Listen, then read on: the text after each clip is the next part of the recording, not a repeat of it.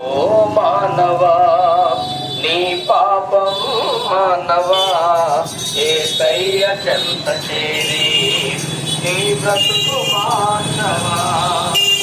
పాపములోనే బ్రతుకుతున్నచో చెడును నీ దేహము, పాపములోనే మరణించినచో తప్పదు నరకము.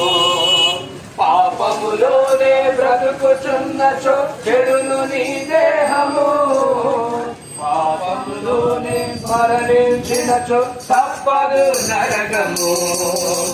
ఓ మానవా నీ పాపము మానవా యేసయ్య చెంత చేరి నీ బ్రతుకు మార్చవా. ఓ మానవా నీ పాపము మానవా యేసయ్య చెంత చేరి నీ బ్రతుకు మార్చవా. ఎంత కాలము పాపములోనే బ్రతుకుచుందువు, ఎంత కాలము శాపములోనే పట్టబడును, ఎంత కాలము వ్యసన పరుడవై తిరుగుచుందువు, ఎంత కాలము దుఃఖములోనే మునిగి ఉందువు.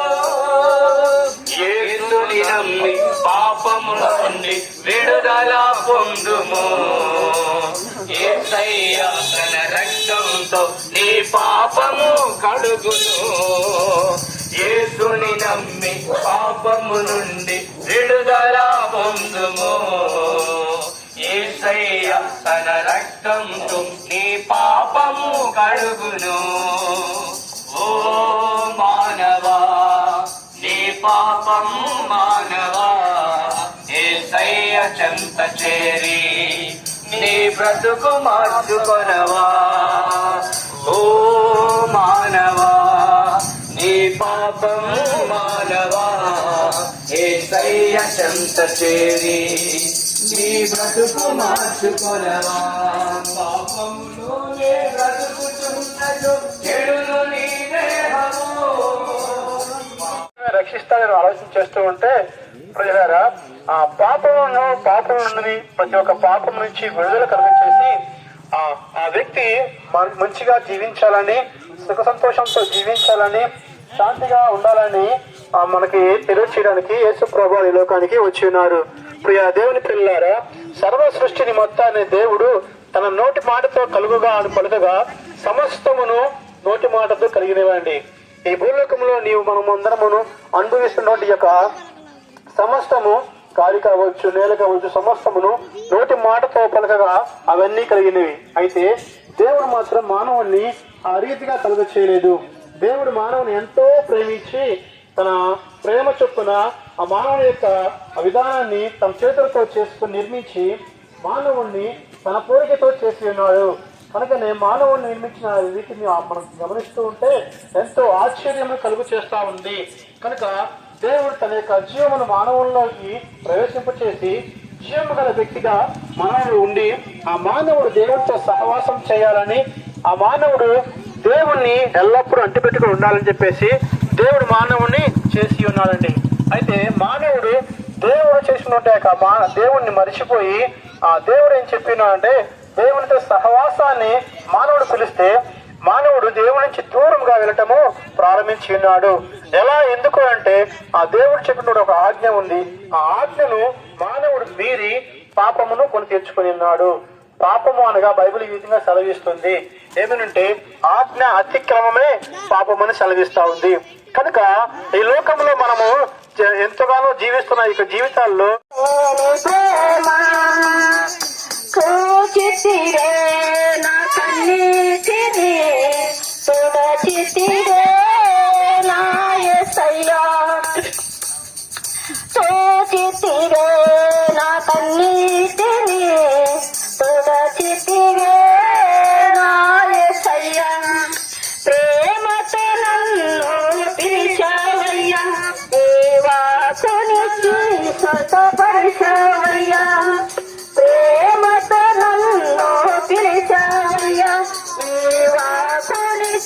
స్వస్థపరిచావయ్యా, పర్వాలేదయ్యా నీ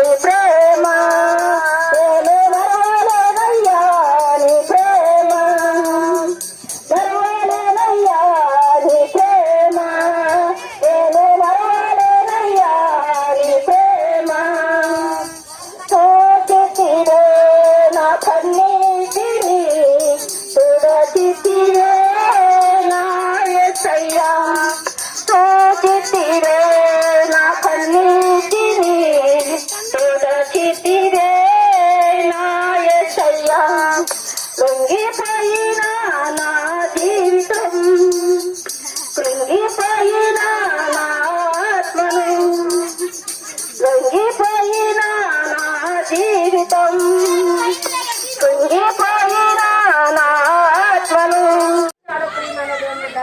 యేసోబు దేవుణ్ణి విశ్వసించాడు, అంగీకరించాడు.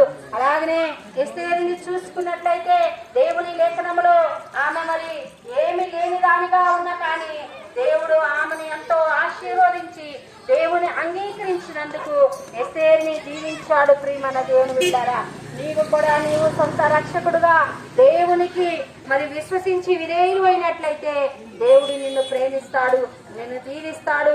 యేసోబుని దీవించినట్లు, ఎస్తేరుని దీవించినట్లు మరి దేవుడు నిన్ను దీవిస్తాడు. ప్రియమైన దేవుని బిడ్డలారా, ఇదిగో ఇప్పుడైనాను దేవుని అంగీకరించుకున్నట్టే, విశ్వసించుకున్నట్లయితే, రక్షణ పొందుకున్నట్లయితే, ఇదిగో ఇక్కడ దేవుని మాటలు తెలియపరుస్తున్నాడు. దేవుడు మీ మధ్యకు వచ్చి సువార్తను ప్రకటిస్తున్నాడు. ప్రియమైన దేవుని బిడ్డలారా, దేవుడు అంటున్నాడు, ఇదిగో నా ప్రజలకు వెళ్లి సువార్త ప్రకటించండి అని తెలియపరుస్తున్నాడు. రండి, రక్షణ సువార్తను వినండి, రక్షణ పొందండి. ప్రియమైన దేవుని బిడ్డలారా, వ్యాధి బాధలతో సమస్యలతో కుంగిపోయి ఉన్నారా? ఇప్పుడే అనుకూల సమయము. రండి, దేవుని దగ్గరికి వచ్చినట్లయితే మీ ప్రతి వ్యాధి బాధలను దేవుడు తీసివేస్తాడు. ఇదిగో మరి ఇక్కడ ఎవరైనాను అనారోగ్యముగా ఉన్న, ఆర్థిక ఇబ్బందులతో ఉన్న, దేవుని అంగీకరించకుండా చీకటిలో పాపములో ఉన్న దేవుడు పిలుస్తున్నాడు. ప్రియమైన దేవుని బిడ్డలారా, దేవుడు పిలుస్తున్నాడు, రమ్మంటున్నాడు. ఎవరైతే ఆయన దగ్గరికి వచ్చి ఆయన్ని విశ్వసిస్తారు